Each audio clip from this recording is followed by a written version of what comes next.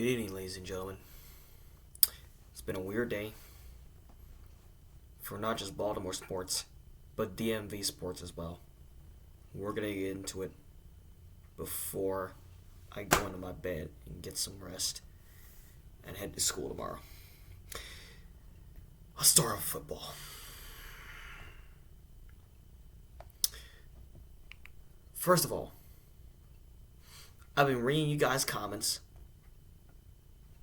after the AFC Championship game, which was a painful game. It was a painful loss. But I did take the chance. I took the chance to read y'all comments. And I'm gonna be honest, guys. Those are some honest comments right here that I'm receiving right here. I know Ravens fans are suffering that tough loss. They're just living through the pain. And we all know it was a sloppy matchup right there. Because the defense had the game for us. They were playing so well in the second half. They had to wake up after giving up 17 points in the first half. They allowed nothing at all in that second half. This is the offense just could not get the job done.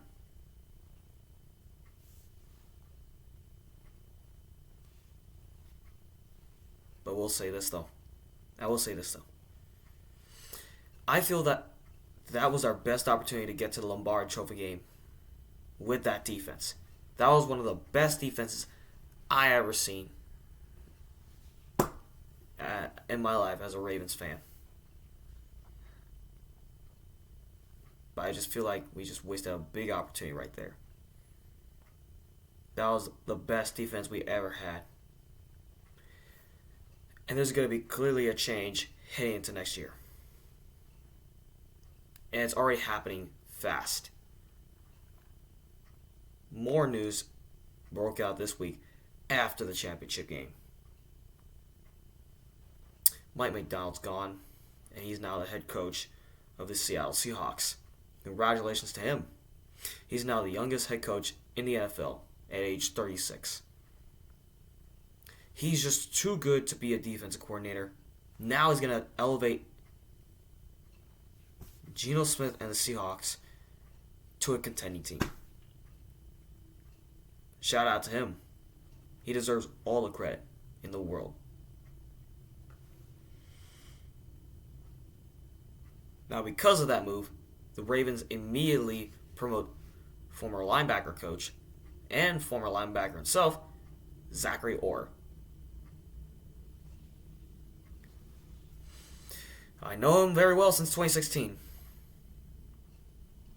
He was a linebacker that played well with T. Sizzle, a.k.a. Terrell Suggs. As a former linebacker, he should know how defense brings up pressure. He should know how to play man coverage. Hopefully this dude knows what he's doing. Hopefully he knows what he's doing. Taking the role as a defensive coordinator. I just hope for the best. Because that is going to be a crucial spot where your job may not be safe for that long. If you don't do your job, bye-bye, you're out the door. It's tough. Very tough. Now on to the biggest news of the day with the Commanders. They hired a new coach in Dan Campbell. Dan Quinn. They got rid of Rivera to get Dan Quinn. I have a lot of mixed feelings about that hiring. The good side of it, at least you give us an answer of who your next head coach is going to be. But I'm going to be brutally honest, guys. I don't think it was the best hiring. I think it just was a decent hire to fill up a spot in the coaching staff where Josh Harris might have put this team at risk to have yet another season of misery. I'm sorry to say this, but he put us in a spot where we're going to have yet another miserable season. I don't think Dan Quinn is that good of a coach that can elevate a defense, which, by the way, it's still in the process of rebuilding after getting rid of Chase Young and Montez Sweat. And on the offensive side of the ball, you have a quarterback core that's just looking lackluster at this point. The offensive line's garbage. And then the quarterback situation is just even worse. The reason why they had 4 wins in the 2023 season was because of the quarterback situation. Sam Howell led the league in sacks. He does seem to have some talent throwing the football, but at times he was just not handling pressure at all. It's like he's just so scared to throw a pick, or he's just holding the ball too long to make a play happen downfield and take a sack. And yes, time after time again, he keeps feeling miserable about himself. And it's unfair the Commanders put Sam Howell in that situation. Terribly unfortunate. But with Dan Quinn taking the role as the Commanders head coach, we shall see what happens right there. It's either he sets us up for failure again, or he redeems this franchise. It's one or the other.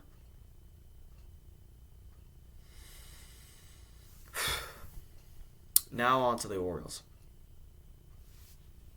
This team's going to have one heck of a year next year, or this coming season. They enlighten the Sea of Darkness in Baltimore. From the Ravens losing in the AFC Championship game to giving us news that will give a spark in this franchise. Matter of fact, 2 news reports that are trying to get this team fired up. Number 1, John Angelos officially sold the team to a couple of Baltimore natives, and Cal Ripken, who's going to be buying part of this franchise. Angelos is selling the team for over $1 billion. So glad to see new ownership taking over the Baltimore Orioles. Combined with the team, the roster that we have right now, that is so talented, a lot of young people getting experience, this is going to be an incredible season next year. To make things better, we made a trade moments ago to get Corbin Burns from the Milwaukee Brewers, a Cy Young award-winning pitcher that has one heck of an arm. He can throw legitimately a fiery fastball. He's just a serious threat to opposing teams when it comes to facing this guy on the mound. ERA, it's decent, a little over 3, but he can take the baseball, he can throw strikes at you. And yes, included in that trade, DL Hall, sorry, it's a businessman. Oh, matter of fact, this poster right here behind me, this poster right here is a DL Hall poster that I got from Prince George's Stadium watching a baseball game. And it's unfortunate now that DL Hall is gone, ladies and gentlemen. I'm sadly going to have to remove this poster off the wall because it's a businessman and some people had to go. I feel like I should start putting out some more posters on this wall just to make it much more festive and much more attracting, you know? There we go. Take a look at that. This is DL Hall in the minor leagues as an Orioles prospect. And it's unfortunate that he had to go. So, bye-bye, buddy.